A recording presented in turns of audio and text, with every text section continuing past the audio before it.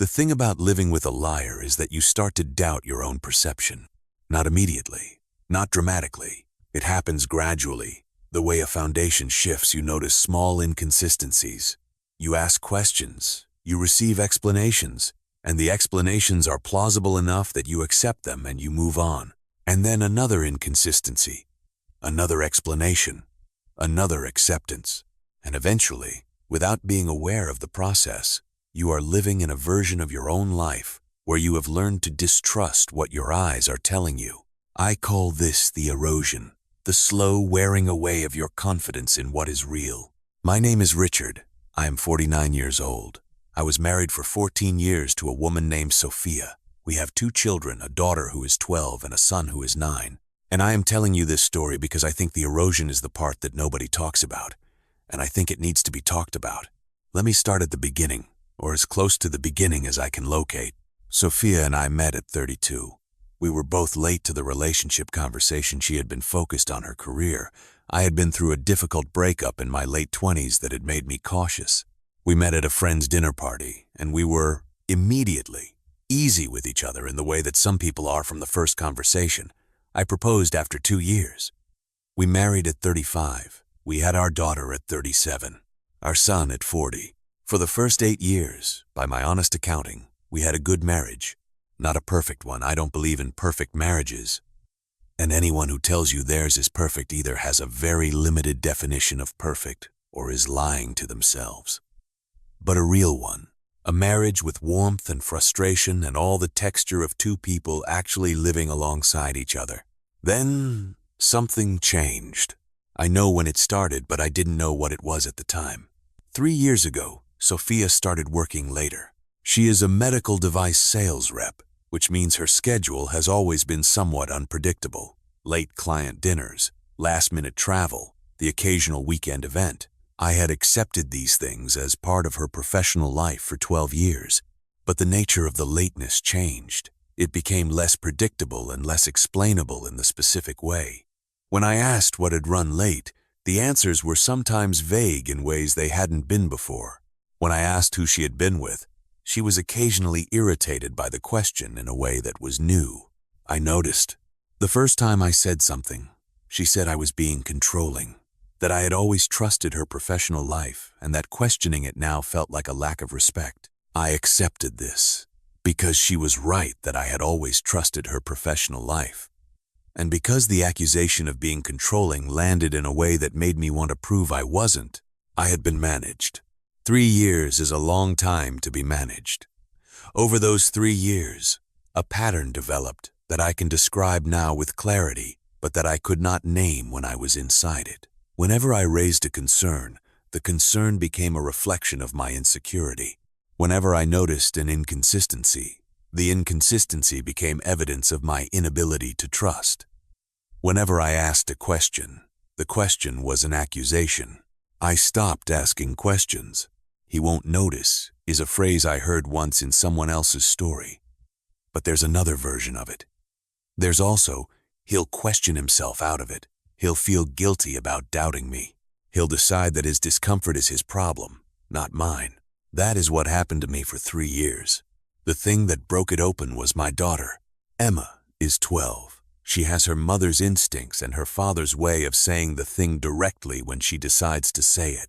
One evening, she came to me while I was making dinner and she said, without preamble, "Dad, who is Mom talking to when she's on the porch?" I said, "What do you mean?" She said, "When she goes out to the porch at night, with her phone. She does it a lot." I said, "I don't know. Work people, probably." Emma looked at me for a moment with the specific expression of a 12-year-old who is deciding whether an adult deserves the truth. Then she said, "She sounds different on the porch." I said, "What do you mean by different?" She said, "Like she sounds when she's talking to a friend, not work."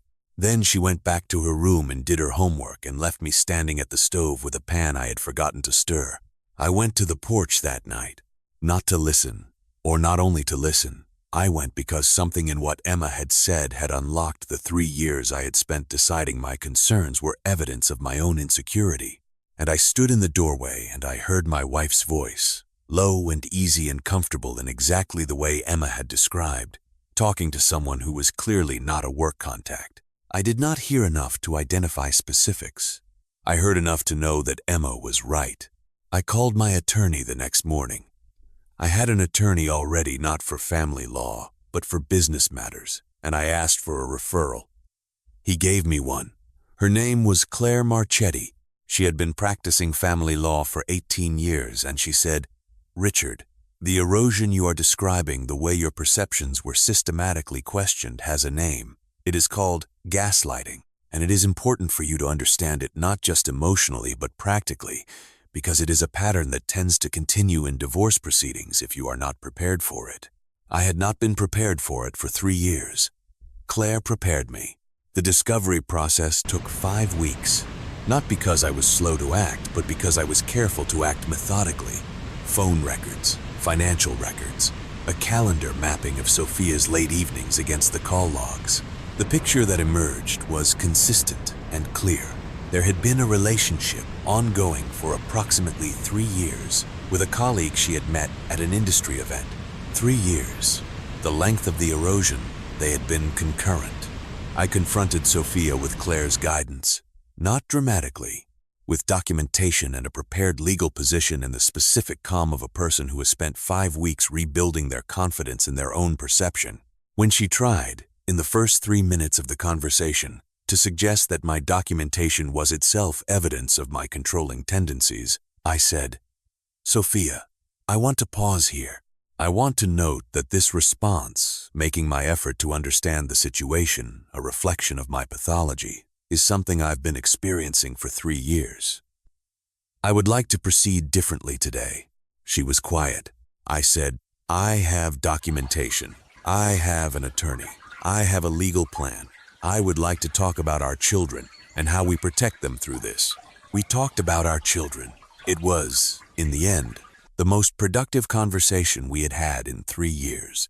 The divorce took 16 months. It was contested on several points. Claire was thorough. The outcome was fair. What I want to say to anyone listening who is inside the erosion: your perception is real. The inconsistencies you are noticing are real. The feeling that you are being talked out of your own experience is a signal, not a symptom. Trust it. You are not controlling. You are not paranoid. You are paying attention, and paying attention is the first step toward clarity. Emma is 12. She noticed the porch. She gave me the thing I needed.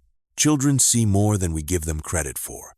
Sometimes, when we have been inside the erosion long enough, we need someone who is still outside it to show us what they see. I want to talk about what happened after, not the legal process. I have described the outlines of that. What happened in me after the divorce was finalized and I was living alone with Emma and my son on alternating weeks, and the structure of my daily life was something I had to rebuild from scratch. The first thing I noticed was that I had no idea what I actually thought about most things. This sounds strange. But the erosion, the 3 years of being told that my perceptions were symptoms of my own pathology, had reached further than I understood while I was inside it. I had learned to second-guess not just my concerns about the marriage, but my opinions about other things, my preferences, my responses.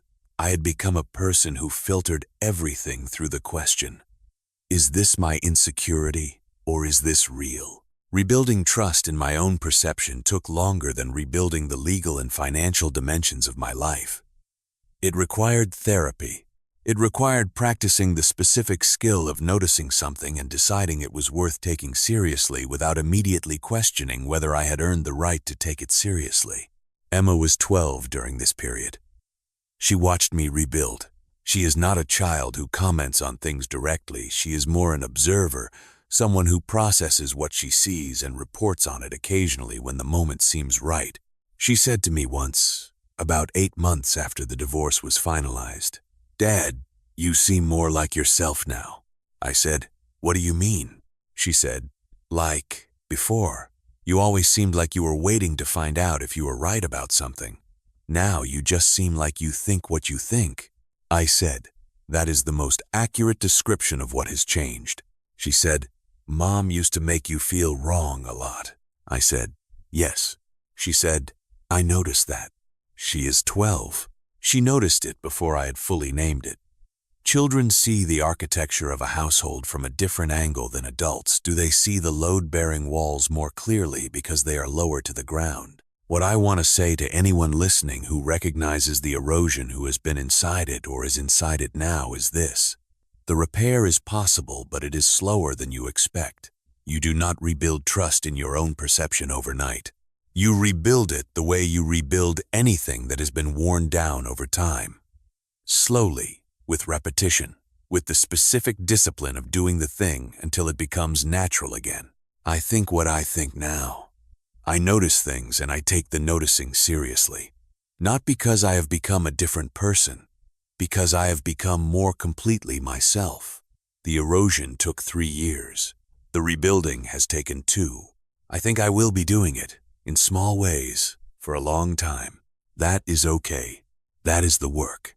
Thank you for being here. Subscribe if you haven't. I'll see you in the next one.